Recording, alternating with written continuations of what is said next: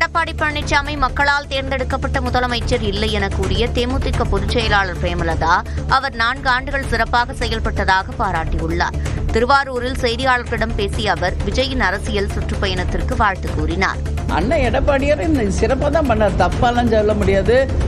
முதலமைச்சராக அவர் மக்களால் தேர்ந்தெடுக்கப்படலையே ஒழிய அவர் கையில் கொடுத்த அந்த பொறுப்பை அவர் சிறப்பாக தான் பண்ணார். அந்த 4 வருஷம் தப்பாக சொல்லிட முடியாது உடனே. புதுக்கோட்டை மாவட்டம் அறந்தாங்கி அருகே வீட்டிற்குள் புகுந்து கோழிகளை விழுங்கிய 5 அடி நீள நல்ல பாம்பு லாவகமாக பிடிக்கப்பட்டது. மாணவநல்லூரைச் சேர்ந்த பாஸ்கரன் என்பவர் வீட்டிற்குள் நுழைந்த பாம்பு கோழிகளை விழுங்கிய நிலையில் அவர் பாம்பு பிடி வீரர் துரைகாந்திக்கு தகவல் அளித்தார். இதனையடுத்து துரைகாந்தி வந்து பார்த்தபோது பாம்பு ஒரு கோழி மற்றும் 2 கோழி குஞ்சுகளை விழுங்கியது தெரிய வந்தது. பின்னர் பாம்பை பிடித்த அவர் சாக்குப்பையில் எடுத்துச் சென்று வனப்பகுதியில் விடுவித்தார்.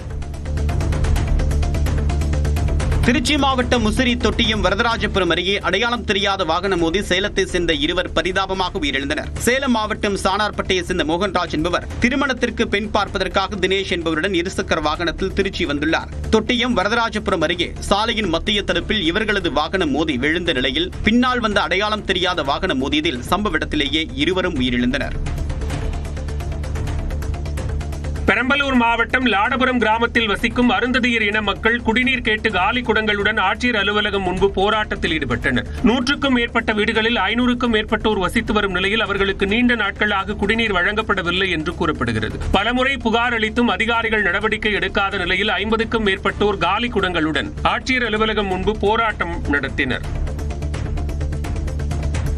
தனது நிலத்தை ஊராட்சி மன்ற தலைவர் ஆக்கிரமித்ததாக கூறி காஞ்சிபுரம் மாவட்ட ஆட்சியர் அலுவலக வளாகத்தில் 2 குழந்தைகளுடன் தீக்குளிக்க முயன்ற பின்னால் பரபரப்பு ஏற்பட்டது.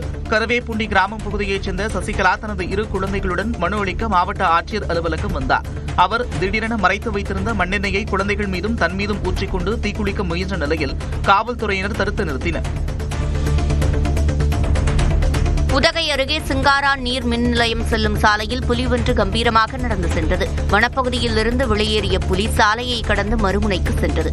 இதை பார்த்த சுற்றுலா பயணிகள் பரவசமடைந்தனர்.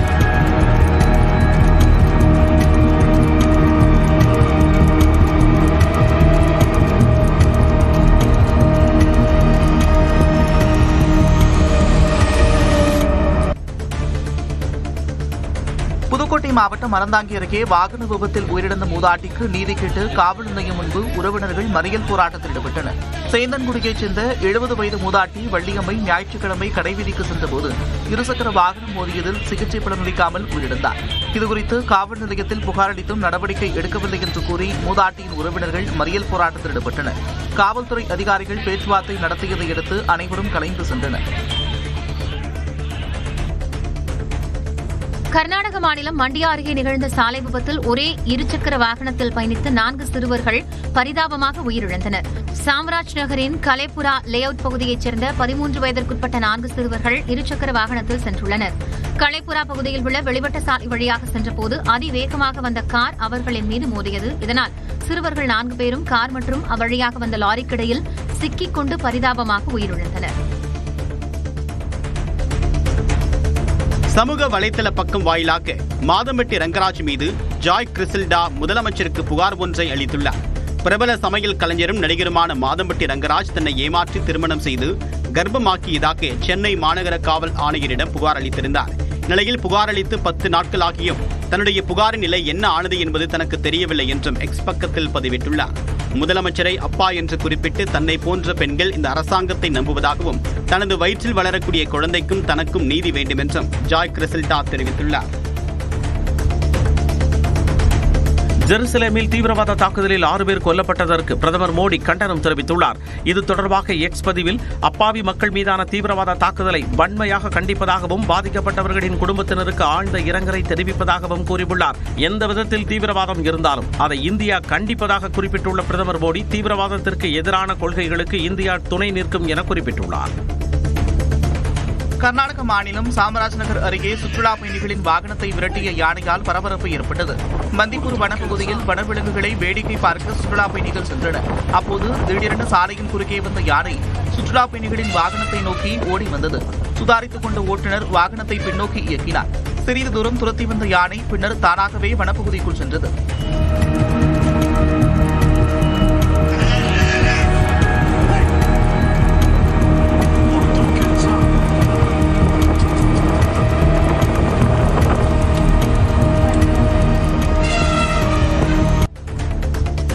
சேலம் மாவட்டம் மேட்டூரில் ஒரே நாளில் 5 பேரை வெறிநாய் கடித்து குதறியது.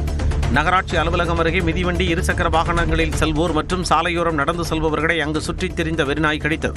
இதில் காயமடைந்தவர்கள் அரசு மருத்துவமனையில் அனுமதிக்கப்பட்டனர். 5 பேருக்கு வெறிநாய் தடுப்பூசி செலுத்தப்பட்டு மருத்துவத்துறை கண்காணித்து வருகிறது. கள உதவியாளர் நேரடி நியமன அறிவிப்பை கண்டித்து மின்வாரிய கேங்மேன் மற்றும் பணியாளர்கள் சார்பில் தஞ்சாவூரில் கண்டன ஆர்ப்பாட்டம் நடைபெற்றது. மின்வாரியத்தில் கேங்மேன் பணியாளர்களை உடனடியாக கள உதவியாளர்களாக அறிவிக்க வேண்டும், கேங்மேன் பணியாளர்களை கள உதவியாளராக மாற்றும் வரை டிஎன்பிஎஸ்சி தேர்வாணையத்தின் கள உதவியாளர் நேரடி நியமன அறிவிப்பை உடனடியாக ரத்து செய்ய வேண்டும் என்பன உள்ளிட்ட கோரிக்கைகள் முன்வைக்கப்பட்டன. இந்த போராட்டத்தில் திருவாரூர் உள்ளிட்ட மாவட்டங்களைச் சேர்ந்த பணியாளர்களும் ஈடுபட்டனர். இமானுவேல் சேகரனின் நினைவு தினத்தை முன்னிட்டு வரும் புதன் மற்றும் வியாழக்கிழமைகளில் ராமநாதபுரம் மாவட்டத்தில் உள்ள அனைத்து மதுபான கடைகள் மற்றும் மதுபான கூடங்களை மூட உத்தரவிடப்பட்டுள்ளது. வரும் வியாழக்கிழமை இமானுவேல் சேகரனின் நினைவு நாள் அனுசரிக்கப்பட உள்ளது. இதற்காக ஆட்சியர் சிம்ரன்ஜித் சிங் கலோன் பிறப்பித்துள்ள உத்தரவில் அரசு மதுபான சில்லறை விற்பனை கடைகள், அத்துடன் இணைந்த மதுபான கூடங்கள் மற்றும் உரிமம் பெற்ற மதுபான கூடங்களை புதன் மற்றும் வியாழக்கிழமைகளில் முழுமையாக மூட வேண்டும் என தெரிவிக்கப்பட்டுள்ளது.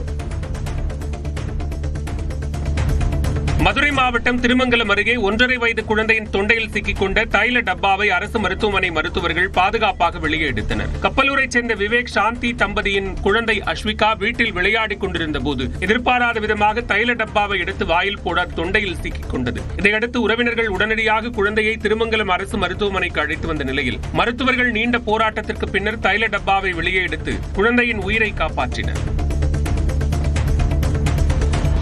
நீலகிரி மாவட்டம் குன்னத்தூர் சுற்றுவட்டார பகுதிகளில் சுற்றித் திரியும் சிறுத்தையால் மக்கள் பீதியடைந்துள்ளனர். கூட்டங்கிரி கிராமத்தில் 20க்கும் மேற்பட்ட குடும்பங்கள் உள்ளன. அண்மையில் இங்கு வளர்ப்பு நாய்கள் மாயமாகி வந்ததாக கூறப்படுகிறது. இந்நிலையில் சிவராஜ் என்பவர் வீட்டின் அருகே சிறுத்தை ஒன்று நடமாடியது. அங்கு பொருத்தப்பட்டிருந்த சிசிடிவியில் இது பதிவாகியிருந்தது. இதனால் அப்பகுதியில் மக்கள் பீதியடைந்துள்ளனர். சிறுத்தையை கூண்டு வைத்து பிடிக்க வேண்டும் என கோரிக்கை விடுத்துள்ளனர். திண்டுக்கல் மாவட்டம் வத்தலகுண்டு பிரதான மலைச்சாலையில் சென்ற கார் டயர் வெடித்து தடுப்புச் சுவர் மீது மோதி தீப்பிடித்து எரிந்ததால் பரபரப்பு ஏற்பட்டது. நாகர்கோவில் பகுதியில் இருந்து சுற்றுலா பயணிகள் 4 பேர் கொடைக்கானலுக்கு வந்துள்ளனர். வத்தலகுண்டு பிரதான சாலையில் சென்றபோது குருசடி அருகே விபத்திற்குள்ளாகி தீப்பற்றி எரிந்தது. காரில் இருந்தவர்கள் உடனடியாக கீழே இறங்கி உயிர் தப்பிய நிலையில் தீயணைப்பு வீரர்கள் விரைந்து வந்து தீயை அணைத்தனர்.